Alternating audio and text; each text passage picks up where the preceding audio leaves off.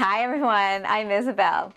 I'm really excited about today's video because I'm going to be sharing with you a ton of renter-friendly DIY projects that I just did to transform this rather uninspiring corner of my apartment into a beautiful and functional space that I now love.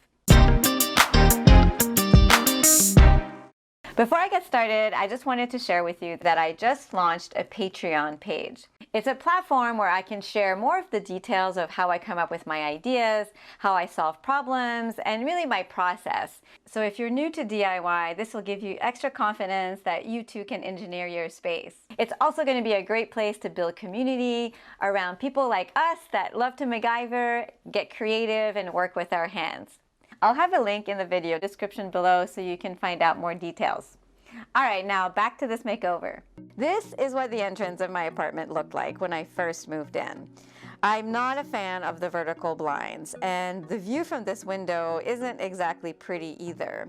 Plus, there was this awkwardly placed AC unit. It's quite the eyesore, so I designed a custom piece of furniture to hide it when I'm not using it. Since I don't have a workshop or a dedicated space to build, I had all the wood cut at the hardware store, and my design was simple enough to put together with just a drill and some basic hand tools.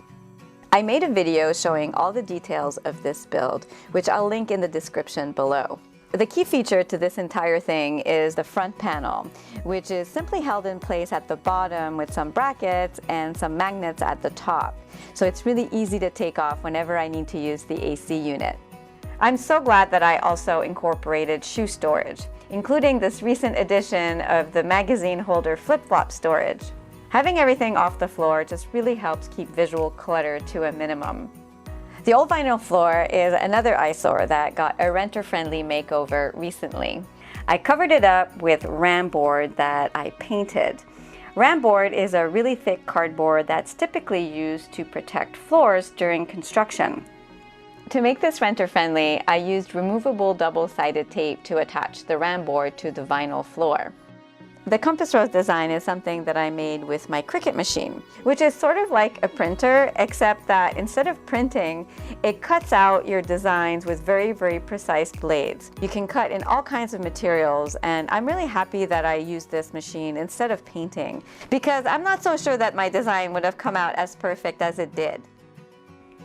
I was concerned about the surface getting chipped and worn since this is in a very high traffic area, so I added 2 coats of polyurethane to protect it. After 4 months of having this floor, it still looks great, and it's also been really easy to keep clean. You'll find a link to the video that goes into detail about this project in the video description below. The next project was actually inspired by the black accent in the compass rose. It gave me this crazy idea to make the inside of my front door black to add some drama and style to the space. I also wanted to add depth and architectural interest to the door. So instead of painting it, I decided to do the same wall treatment that I did in my bedroom, using contact paper and ram board to create stripes with different textures. Since I had black matte paint left over from the bedroom project, that's what I used to paint the ram board. I also used the same removable double-sided tape to attach the cardboard to the door. Because the door has a shiny enamel finish, I thought that it would be fine to stick the tape directly onto the door, but more on that in a bit. The solid stripes were fairly easy to install, but the middle stripes were a bit more challenging because of the door hardware. It took me a couple of tries and some adjustments to get the measurements right, but I eventually got it all to fit. One of the downsides of using paint with a matte finish is that it got a lot of scuff marks from handling it during the installation. So after touching up the paint, I thought it would be a good idea to protect the cardboard with matte polyurethane. Unfortunately, doing that caused the cardboard to bubble in many spots. So I had to take off the stripes to smooth them out again. And when I did that, big sheets of paint came right off the door. I'm thinking that this happened due to a combination of this door having been painted many times over without proper surface preparation, and also because I put the double-sided tape directly onto the door. So word of caution that this can happen, especially if it's an old door.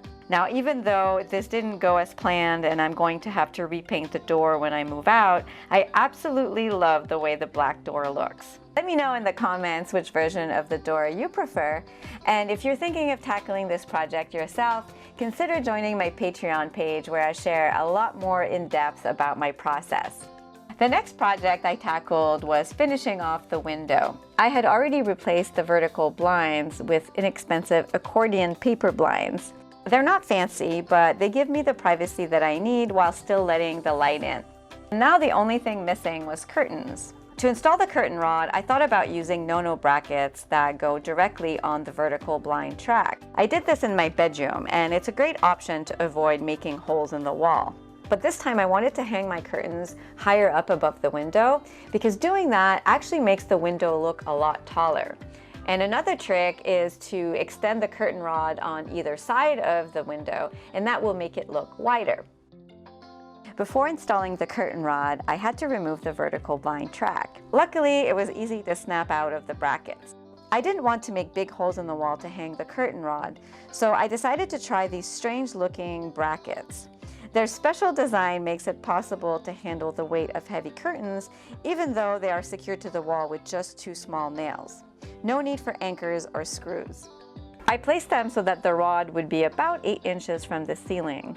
How far apart you install the brackets really depends on your window, but it is important for the brackets to be installed perfectly straight to work properly.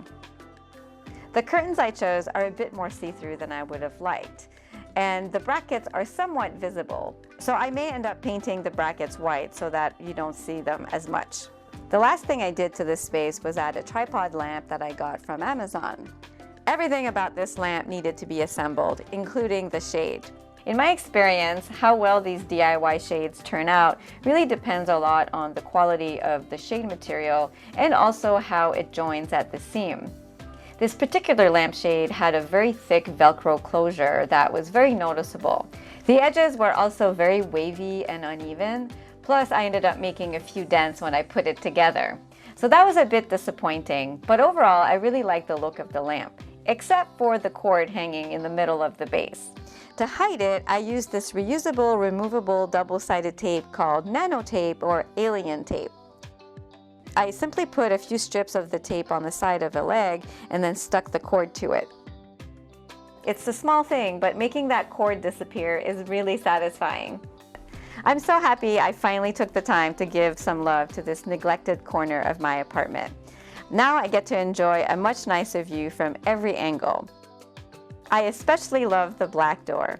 It's the perfect complement to the floor and my DIY coat rack.